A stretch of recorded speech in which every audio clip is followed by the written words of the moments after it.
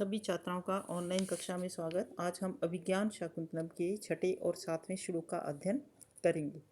यहाँ पर इससे पूर्व में आपने पढ़ा था कि सेनापति जो है वो मृगया के गुणों की प्रशंसा करते हुए राजा से कहता है कि आप मृगया करने के या शिकार करने से व्यक्ति को क्या क्या फ़ायदा हो सकता है, क्या क्या उसके द्वारा लाभ प्राप्त होते हैं।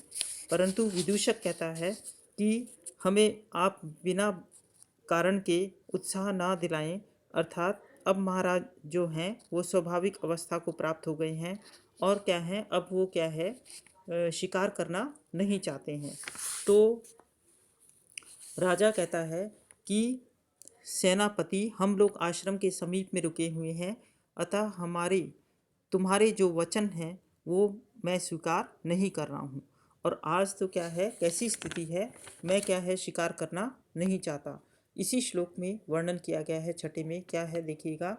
गाहंताम महिषा निपान सलिलम श्रृंगे मुहुर्ताड़ितं छायाबद्ध कदम्बकं मृगकुलं रोमंथम अभ्यस्तुम विश्रब्धम क्रियतां वराहपतिभिः मुस्ताक्षति पल्वले विश्रामं लभताम इदं च शिथिल इजया बंधनम अस्मद्धनु।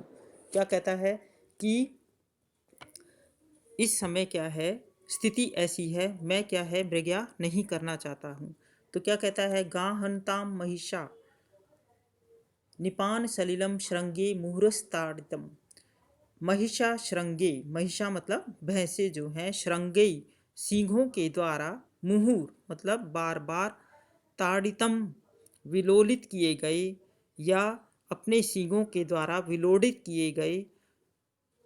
किए गए निपान सलिलम, यानी कि जो तालाब है या सरोवर के जल में क्या है, गाहंताम स्वेच्छा से पूर्वक क्या है अवगाहन कर रही हैं। इस समय कैसा समय है कि भैंसे जो हैं वो अपने सींगों के द्वारा बार बार विलोडित किए गए सरोवर के जल में इच्छापूर्वक अवगाहन कर रही हैं या क्या है स्नान कर रही हैं। दूसरी पंक्ति में देखिए, छायाबद्ध कदम्बकम मृगकुलम रोमंथम अभ्यस्तुम। और क्या है, वरा और क्या है देखिए, छायाबद्ध कदम्बकम मृगकुलम रोमंथम अभ्यस्तुम।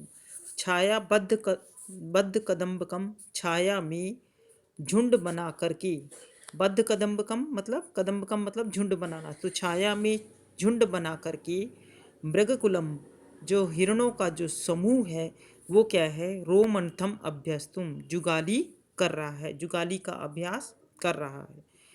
फिर से देखिएगा दूसरी पंक्ति में, छायाबद्ध कदम्बकम, छाया में झुंड बना करके मृगकुलम, मृग का कुल है यानी कि जो हिरणों का समूह है वो क्या है, रोमंथम अभ्यस्तुम जुगाली कर रहा है। और विश्रब्धम क्रियताम वराहपति भी मुस्ताक्षति पलवली। और क्या है, वराहपति भी बड़े बड़े सूकरों द्वारा या सुअरों के द्वारा कैसे, विश्रब्धम विश्वास उत्पन्न हो जाने पर, पलवले, पलवले मतलब पोखरों से, मुस्ताक्षति नागर मोथा घास को क्या है निकाला, क्रियताम मतलब नागर मोथा घास को क्या है निकाला जा रहा है। और शिथिल इजया बंधनम इदम, और क्या है जिसकी प्रत्यंचा, शिथिल इजया, इजया मतलब धनुष की, यानी कि जो अस्मत् धनु हमारा, शिथिल इजया बंधनम इदम, और क्या है शिथिल कर दिया गया है ऐसी प्रत्यंचा वाला अस्मत् धनु, हमारा जो धनुष है वो क्या है, इदम धनुष जो है विश्रामम लभताम, विश्राम कर रहा है, यानी कि हमारा ये धनुष भी है जिसकी प्रत्यंचा को ढीला कर दिया गया है, वह विश्राम कर रहा है। राजा कहता है कि हे सेनापति, मैं इस समय आश्रम के पास में हूँ और मैं तुम्हारे द्वारा की गई मृगया की प्रशंसा, जो तुमने शिकार की प्रशंसा की थी, उसका समर्थन करता हूँ, परंतु आज शिकार नहीं की जाएगी, मैं शिकार नहीं करना चाहता। आज तो मेरी आज्ञा से ये क्या करेंगे, भैंसे अपने सींगों के द्वारा बार बार विलोडित किए गए तालाबों के पानी में स्वेच्छापूर्वक स्नान करेंगे और इन्हें आज किसी भी प्रकार का डर ना रहे। छाया में एकत्रित हुए मृगों के झुंड निश्चित होकर के जुगाली का अभ्यास करेंगे और मेरे डर से निश्चित रूप से बड़े बड़े सूकर छोटे छोटे तालाबों में मोथा घास को निकालें तथा शिथिल प्रत्यंचा वाला मेरा ये धनुष क्या है आज विश्राम करेगा।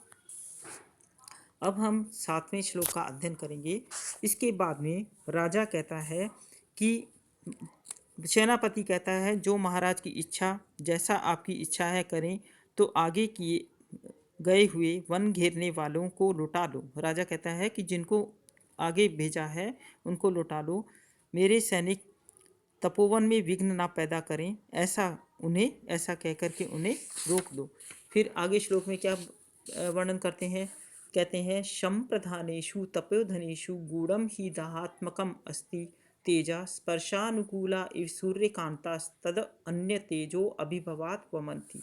क्या कहते हैं, देखिएगा, शम प्रधानेषु शांति ही प्रधान है जिसमें, ऐसे तपोधनेषु तप ही है धन जिसका, ऐसा तपस्वियों में क्या है, तपस्वियों में दाहात्मकम गूढ़म तेजा अस्ति, जला देने वाला गूढ़ तेज क्या है, छुपा हुआ रहता है। तो शम प्रधान शांति प्रधान तपस्वियों में, तपोधनेषु मतलब तपस्वियों में, दाहात्मकम गूढ़म तेजा अस्ति, जला देने वाला तेज क्या है, छिपा रहता है। और क्या है, देखिए, ही क्योंकि स्पर्शानुकूला इव सूर्यकांतास्तद अन्य तेजो अभिभवात वमंती।